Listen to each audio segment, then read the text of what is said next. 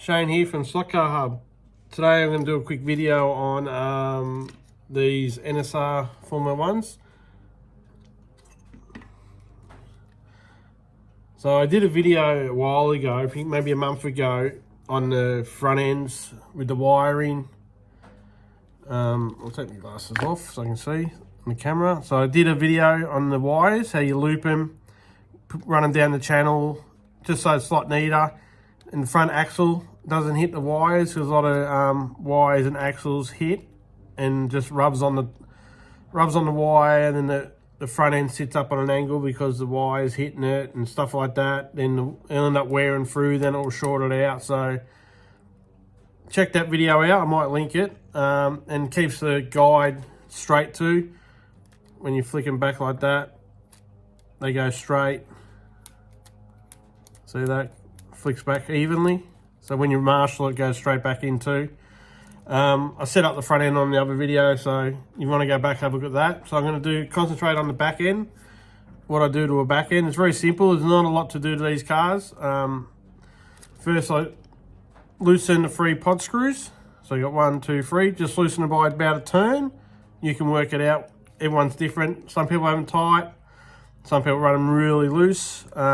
I normally put a bit of tape over here too, over that section. It just stops the shattering. See how it goes backwards and forth motion when you loosen it. When you got a real grippy tyre, and these are really grippy, under brakes, they lock up and they shatter a little bit like that noise. Goes up and down like that.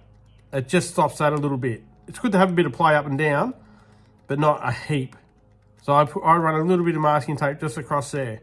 The only thing I hate about it, it might wreck your sticker on your motor, which I hate that, but makes your car run a little bit better. Took the magnet out, just here.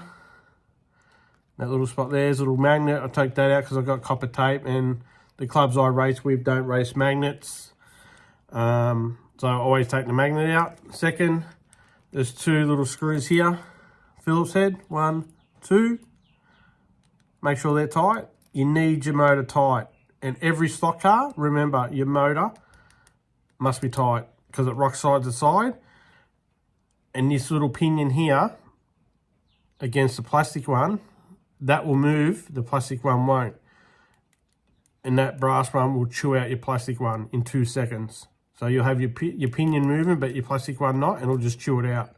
So your motor in every stock car, every brand, must be tight. I normally put a little bit of super glue here and on the back here, but if they've got screws, just screw them. That'll be enough. Just screw them up tight. Second of all, or third, sorry. These cars, I've noticed I've got 4 or 3 of them. They're very tight. The rear axles are tight. When you turn them like this, they feel tight. And if you look at it closely, this one I've already fixed, so I'm just going to show you how I did it. The gap here, where I'm pointing here, the pinion, or sorry, the shaft of the motor rubs on the side of the slot here, where the crown is. So the motor shaft is running inside the crown. There, it's hitting in there. So there's no side-to-side movement at all. You don't want side-to-side movement, but you can have a little bit. But if you got none, something's binding. And I've noticed with my ones, this shaft is binding on the inside of this crown. So what I do is, I get a file, a little flat file like that. Get a bit of oil. Just on the ends. See that all right? Just a dab of oil on each end like that. So there's a bit of oil. And I put it on my little dyno, or tyre true. I don't have a tyre true. And I put it inside the shaft there, where the shaft goes in the gear. See that?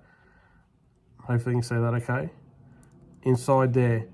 And you just sand the sides inside the crown there. Do not touch the crown, the plastic on the teeth with this. You'll wreck your crown gear.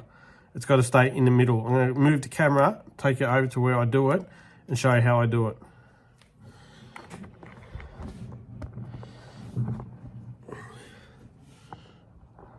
Hopefully you can see that okay. So I put it on, so the voltage is on as low as I can get it. So it's running.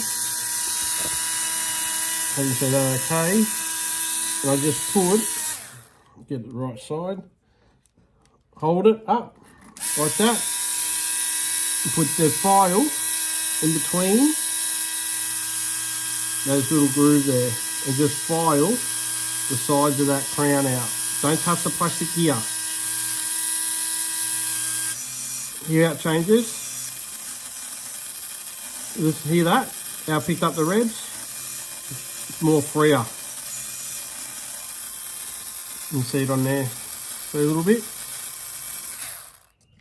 You could hear the revs then, the difference. Now if you turn it, see how it keeps turning? Before it wouldn't do that. It just, you turn it, stop, and it just stop. Now it's got a bit of play in it. See that? Spins on. And that's got to make the car smoother, quicker, quieter, less strain on your motor. And there's no side-to-side play, just a tad. Just a tad, which is okay. And always check your grub screw on your crown. Your grub screws on your inside of your rims. And what I do to true the tyres, I actually don't true them. Get a bit of wet and dry. It's 1200. Put them on the pad like this. And all I do, see how they've picked up more revs now from before? Just on the edges. On the edge like that. On each corner. Round your tyres off a bit. See how they, see how they're rounded now a little bit? Because when your car turns, so it's on the track and it turns like this, it's got a rounded edge, it will lean on it. If it's dead straight, it'll just tip off. When you got a rounded edge, it will lean into it and it won't come out the slot. Does that make sense? And always make sure your chassis are straight too, which I've already done that. And that's it, that's all I do. I don't have a tyre truer, so I don't true them. And if you are truing rubber tyres, do it slow. A little bit of water or spit or alcohol people use. This is my tyre truer here. This is all I do. I'm only in a shed. I don't know everything. This is how I do my stuff. This is not for national championships. I spend about an hour on a car, every car now, and that's about it. So these are Formula 1s, NSR, the 88 to 89 series. So I hope that helps you guys. And I just want to give a, put my glasses on. Here we go, where is this camera? I'm not holding it, I'm holding it on the stand.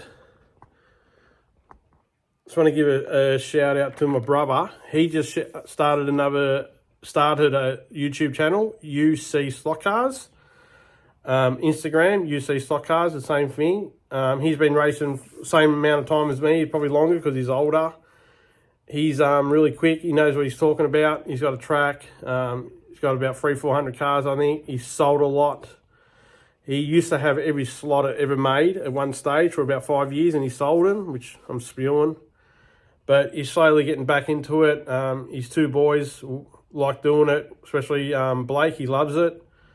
So UC Slot Cars. So a U and a C, Slot Cars, or Slot Cars. I'll put a thing at the end of this, of his page. Give him a subscribe, a sub, whatever you call it. I've got no idea. And I've nearly hit 500 subscribers too, so thank you so much for everyone who's subscribed. I only thought I'd get to 100 and I'd be wrapped. I told my wife, I said I'll be over the moon for 100, but I'm at nearly 500 now, so I'm blown away with all the comments and everyone just helping and nice, yeah, it's just been good. So thank you everyone. You can't please everyone, but I don't care. I do what I do. Yeah. Thank you for watching. Like and subscribe. Check out UC Slot Cars.